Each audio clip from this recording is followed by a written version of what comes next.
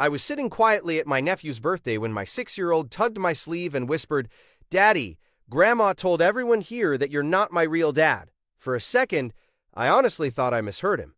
The backyard was full of those cheap paper streamers that curl at the ends when the heat gets to them. My sister had rented one of those bright inflatable slides that never stop hissing. Kids were screaming. Plastic plates were bending under too much cake. Somebody had a Bluetooth speaker playing old pop songs too loud near the fence, and right in the middle of all that noise, my son somehow made the world go completely still. I looked down at him. Eli had chocolate frosting on his top lip and one sneaker half untied. He was holding a little paper favor bag with dinosaurs on it. His eyes were wide in that careful way kids get when they already know something is wrong and they're trying not to make it worse. I bent down and asked, very quietly, "What did Grandma say exactly?" He swallowed. He kept his eyes on the grass when he answered. "She said you only became my dad on paper. She told Aunt Brenda that everybody was pretending so I wouldn't feel bad." My throat tightened so fast it hurt. I looked around the table. My mother was near the drinks cooler, fanning herself with a napkin like she didn't have a care in the world. My sister Kendra was cutting the second cake, laughing too hard at something her husband said. My father was in his usual folding chair under the maple tree, saying almost nothing and watching everything. Aunt Brenda suddenly got very interested in rearranging gift bags. No one met my eyes. That told me everything. I stood up slowly. I straightened my jacket. I had come straight from the matinee, still in the dark linen blazer I wore because theater people are always either overdressed or carrying garment bags. I could feel the old instinct rise in me, that actor's instinct to control the room with voice and posture. But this didn't feel theatrical. It felt cold, clean. I said, "Correction." A few conversations died mid-sentence.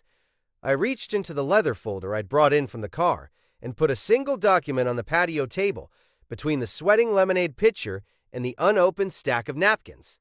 The party ended in 4 minutes. That wasn't the dramatic part, though. The dramatic part had happened 6 years earlier, the day I sat on the floor of a pediatric recovery room holding a feverish 3-month-old baby while his biological father signed away more than responsibility. He signed away presence. He signed away memory. He signed away the right to ever confuse love with blood again. My name was Joshua Mercer. I was 38 and I lived in Cincinnati, where I worked as a theater actor and occasional teaching artist when stage work thinned out between runs. I wasn't famous, which my family never let me forget, but I did well enough. Regional theater paid the mortgage when combined with voice work, commercial gigs, and the private movement classes I taught twice a week at a conservatory downtown. My wife, Nora, had died when Eli was 2. That sentence still looked wrong even in my head. Before Nora died, Eli had already started calling me Dad.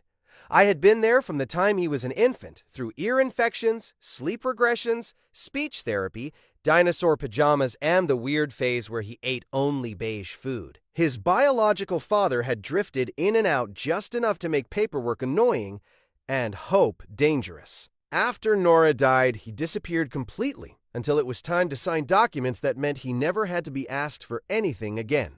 I adopted Eli 3 months after her funeral. My mother sent flowers to the courthouse. The card said, "We support whatever makes this easier." Easier. Not right. Not beautiful. Not family. Just easier. I should have taken that as the first honest thing she ever said about it. But I kept trying. That was my pattern. I kept trying when my parents forgot to add Eli's school photo to the grandkids' collage above their piano. I kept trying when my sister labeled Christmas stockings and wrote Joshua on mine, Mia and Troy on her kids, and nothing at all for Eli until I noticed and she said, laughing, "Oh my God, I thought we were doing adults first." I kept trying when my mother introduced him at church as Joshua's little guy, never my grandson. I kept trying because that is what people like me do. We rehearse hope until it sounds real, and while I kept trying, I kept paying. That was the uglier pattern. 3 years ago, when my parents refinanced their house and came up short on closing fees, I wired $4,800 because my father said if they lost that rate, they might never recover financially. 2 years ago, when Kendra and her husband decided to expand their kitchen, I co-signed for the cabinetry delivery because they were between bonuses and the contractor needed proof the balance would clear. Every month for almost 18 months, I sent my mother $600 for what she called medication and incidentals, though somehow those incidentals always lined up with monogrammed baby gifts for Kendra's friends and boutique candles she displayed but never lit. I paid for my parents' anniversary dinner at a steakhouse they posted all over Facebook as if my father had planned it. I covered half the deposit on the beach house for our last family reunion because Kendra called crying about how embarrassed she'd be if they had to back out. I paid to keep everyone comfortable inside a family that never made my son comfortable at all. That was the part I hated admitting. It wasn't only that they used me, it was that I made it easy. I was the reliable one, the one with online banking, the one who answered his phone, the one who knew how to speak to customer service reps and loan officers and insurance people without losing patience. The one who could transfer money before dessert and still bring a good bottle of wine. And because I did theater, because my work looked soft to them, they never respected it even while they spent what it earned. My father liked to say, well, at least the little plays are good for something. My sister once laughed and told her husband, right in front of me, Josh is basically our family arts grant. I laughed then too. Eli was 4 and sitting on my lap with goldfish crackers in his pocket. He didn't understand the joke. I did. I ignored it anyway. The last 6 months had been worse. My parents had started talking openly about converting their detached garage into a little guest studio. Then guest studio became rental unit. Then rental unit became income property, which my father pronounced like he'd invented real estate. They didn't have the money, so naturally they came to me. Not for a gift, they were too proud to call it that. They wanted me to front the contractor retainer and float the first materials order through my business line because, according to my mother, you know how to move money around. I said no the first 2 times. The 3rd time, my mother cried. She said they were getting older. She said they had done so much for me. She said Kendra couldn't help because of the boys' school tuition. She said if I loved this family, I would stop making everything so transactional. That word stuck with me. Transactional. As if I was the one who had turned love into invoices. I did not agree to fund the whole project, but I made the mistake of doing what I always did. I solved it halfway. I helped them open a renovation escrow account at my bank branch because the contractor wanted a dedicated place for scheduled draws. My father didn't understand online access. My mother forgot passwords on purpose because she liked making other people reset them. So my name went on the account as an authorized manager until the build started. The balance in that account, by the time of my nephew's birthday, was $21,400. Not all my money. Enough of it was, and more importantly, it was an account that could not conveniently operate without me. I should have stepped off it earlier. I know that now. But then came the birthday. I hadn't wanted to go. Eli had a cough the week before, and I almost used that as an excuse. But he loved his cousins, especially Mason, the birthday boy. He spent all morning making him a card with a hand-drawn dragon wearing a party hat. He used my good markers without asking and then apologized by lining them back up in color order. So we went. We brought a Lego set that cost more than I could comfortably spend that month. We brought the card. We brought ourselves like offerings again.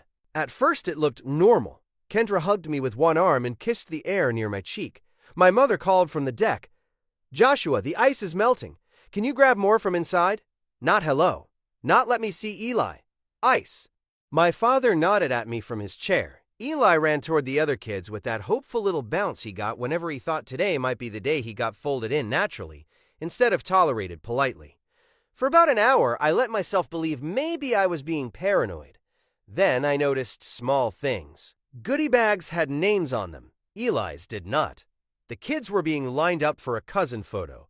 Kendra moved Eli aside twice without even looking at him, like he was part of the furniture someone needed to step around. My mother handed out juice boxes and told the boys, one each for the grandchildren first. Then she gave one to the neighbor kid before she handed one to Eli. I saw it all. I did what I always did. I swallowed it. Then Eli came to me with that whisper. Daddy, Grandma told everyone here that you're not my real dad. I put my hand on the table to steady myself, not because I was afraid I'd yell, because I was afraid I wouldn't. There is a specific kind of fury that goes cold before it goes loud. I felt that. So I asked him one more question. Did she say it where you could hear? He nodded. She thought I was coloring. Of course she did. Of course the child was in the room but not considered fully present. That was exactly how they treated him all the time. Present enough to watch, not present enough to matter. I kissed the top of his head and told him to go stand by Uncle Darren's grill for 1 minute. Darren was Kendra's father-in-law, decent in that quiet Midwestern way, and he looked at my face once and straightened up immediately. I stood. I straightened my jacket, and I said, "Correction." My mother's hand froze mid-air with the napkin. Kendra looked up first, then my father. Then the rest in pieces. Those little flickers of social panic people get when they sense a scene and want desperately not to be assigned a role in it. I set the document down flat on the table. It was Eli's amended birth certificate and final adoption order, copied and certified, both sealed together because I had been carrying them to register him for a summer program that wanted every possible piece of family paperwork under the sun. I hadn't planned to bring them into a birthday party. Life had planned that part for me. I looked directly at my mother. "I am his real dad," I said, legally, practically, publicly, and every other way that matters. No one spoke. I went on because after 6 years of politeness, I was not going to waste the silence. "You don't have to like how we became a family. You don't get to insult my son because of it. And you definitely don't get to take money from me while telling people he isn't mine." That last line landed harder than the first. Kendra put the knife down. My father sat forward. My mother said, very softly, "Joshua, this is not the place." I laughed once. It didn't sound nice. "No," I said. "The place would have been any one of the hundreds of moments before this when you could have chosen not to humiliate a 6-year-old. My sister jumped in then, because of course she did. "Oh my God, Mom didn't humiliate him. You're turning one private conversation into theater." There it was. The family insult shaped exactly for me. Theater. Pretending. Performance. I looked at her. "You had no problem accepting my money when your boys needed camp deposits." She opened her mouth and shut it. My father stood up too fast, his chair scraping against the patio stones. "Don't start with money." I nodded. "Fine, I'll finish with it." Then I pulled out my phone. I had already made the decision in my body before my mind caught up. That was the strange part. Sometimes the boundary exists before the sentence does. Right there at the patio table, while 3 children still wore paper crowns and somebody's half-eaten hot dog was sliding off a plate, I opened the banking app. My hands were perfectly steady. I signed into the renovation escrow account. My father saw the screen and went pale. "Joshua," he said. I didn't answer him. There are moments in stage acting where the room changes before a line is spoken. You feel the audience lean. That happened there, except no one was an audience anymore. They were involved whether they wanted to be or not. I tapped the balance. I tapped transfer. I moved every dollar I had personally deposited into that account back to my own holding account. Then I removed myself as authorized manager. Then I hit confirm. A green screen came up with that clean, bloodless word banks use after something irreversible. Completed. I set the phone face up on the table next to the adoption papers. My mother made a sound in her throat I had heard only twice before. Once when my grandfather died, and once when she thought Kendra's water broke in a Target. "What did you do?" I looked at her and said it calmly. "I took my money out of a project I am no longer funding." Kendra actually laughed, but it cracked in the middle. "At a child's birthday party? Seriously?" I nodded toward Eli, still standing by the grill, small and silent, and watching all of us. "You brought a child's humiliation to a child's birthday party first." My father took one step toward me. Darren stepped between us without making a fuss. That was the first sign the party was done.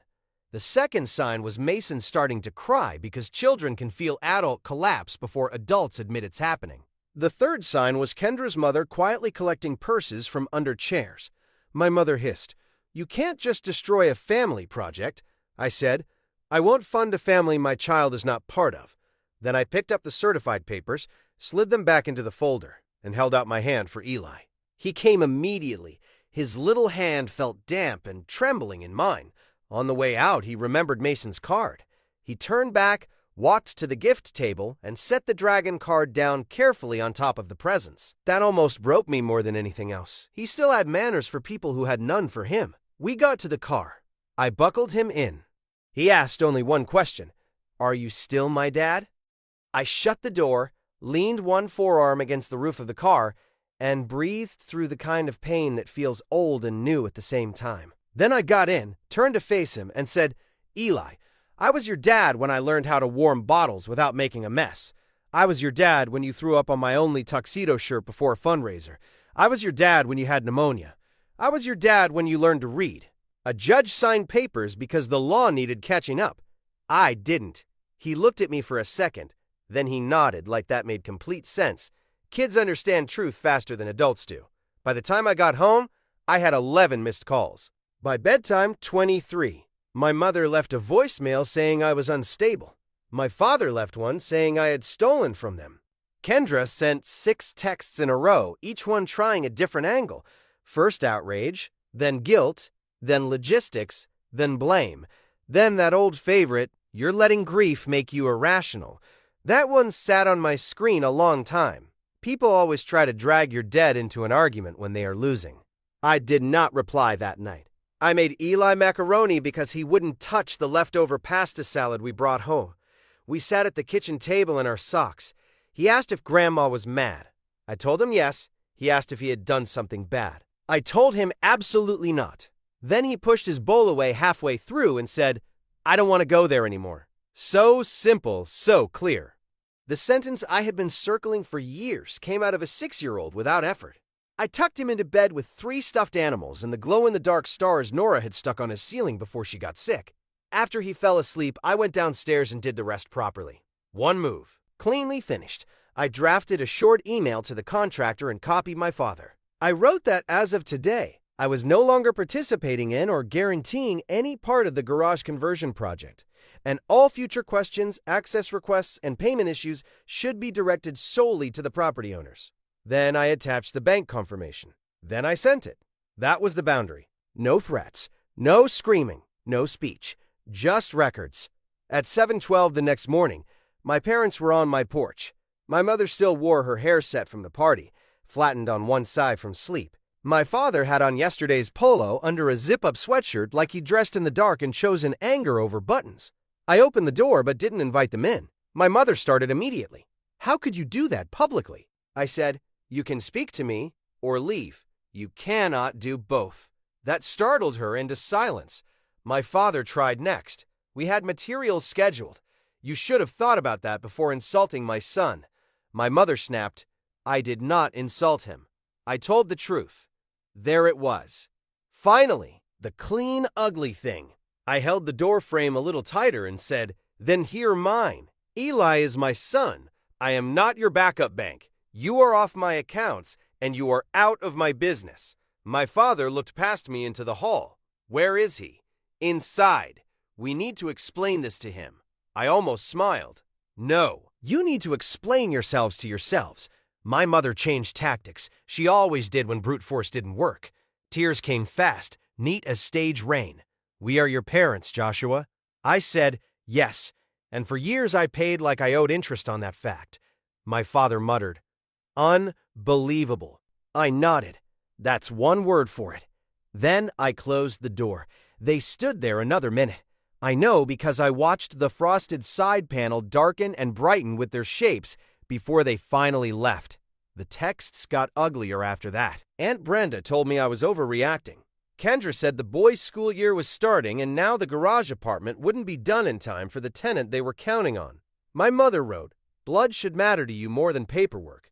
I stared at that one for a while. Then I blocked her. My father used a new number 2 hours later. Blocked. Kendra emailed me from work. Archived. The only message I answered came from Darren of all people.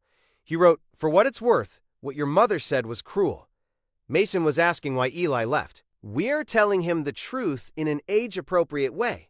I wrote back, thank you. That was all. But it mattered. 3 days later, my cousin Lena called, not to pry, to say, I've been waiting for someone to stop this. Then she told me something I should have guessed, but didn't want confirmed. At Thanksgiving, when I was in the kitchen helping wash dishes, my mother had told 2 relatives that Eli was sweet enough, but not truly one of ours. Lena said she didn't repeat it then because she was ashamed and thought maybe she had heard wrong. I told her she hadn't. Silence sat between us for a second. Then she said, bring Eli to my place next Saturday. The kids are doing pizza and a movie in the yard. No weirdness. I nearly cried at that, not because it was grand, because it was normal. Normal was all I had wanted. The practical consequences rolled in quickly after that. Without my contribution, the garage project stalled. The contractor put them back at the end of the schedule, because partial funding is less exciting than complete funding. The lumber package was delayed. The plumber, who had been holding a date as a favor, took another job. My father called 3 different relatives to complain that I had sabotaged their retirement plan. Kendra apparently told people I was punishing the whole family over a misunderstanding. Funny how often cruelty gets renamed when the money stops. For my part, I got quieter. I changed every shared password my parents had ever borrowed. I redirected my monthly giving into a college savings account for Eli and a small emergency fund under my own name.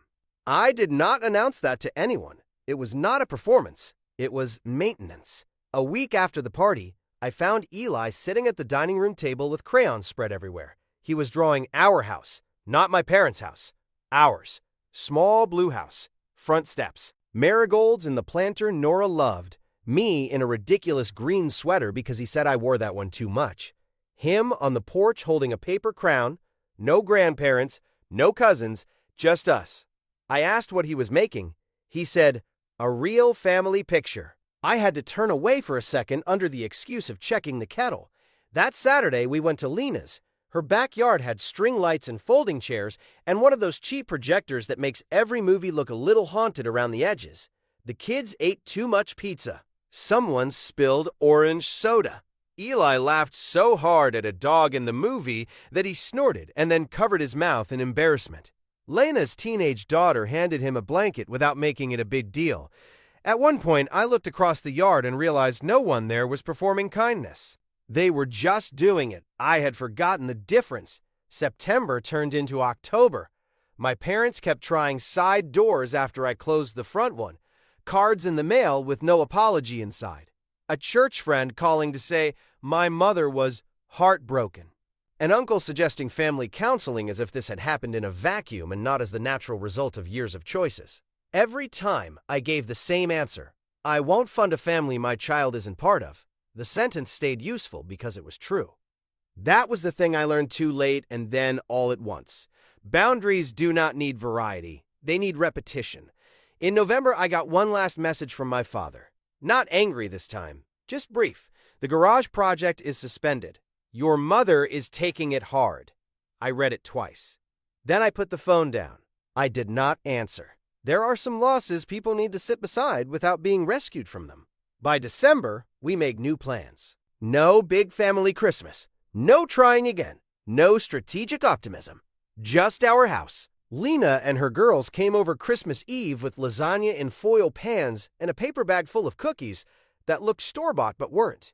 Darren dropped off a dragon puzzle from Mason, which was his quiet way of saying children can do better when adults let them. I hung Eli's ornaments a little lower on the tree so he could place them himself. He made hot chocolate too sweet. We watched a black and white holiday movie I loved, and he claimed to hate until halfway through when I caught him paying attention. Before bed, he handed me a folded piece of construction paper. Inside was a drawing. Me on stage in one of my old costumes. Curtain behind me. Him in the front row. Above us he had written in huge, careful letters, "My real dad." I sat on the edge of the couch for a long time holding that card. The house was quiet except for the little hum our old radiator made in winter. Outside, someone down the block was dragging trash bins to the curb. Inside, the tree lights reflected in the window and made the room look fuller than it was. I didn't feel triumphant. That wasn't it. I felt accurate. That was new. The next morning, there were 2 empty chairs at my dining table that no one would fill. I left them there on purpose for exactly 1 hour while the cinnamon rolls baked. Not as an invitation, not as a punishment, just as a way to look straight at what was gone. Then I folded the chairs up, carried them to the basement, and came back upstairs to my son laughing at whipped cream he had sprayed directly into his own hot chocolate like he had invented joy. I kept his drawing. I framed it in a cheap black frame from the drugstore. It's on the hallway table now where everyone sees it when they come in. Not the court papers, not the bank confirmation, not the messages. Just the drawing. That was the only document that ever really mattered.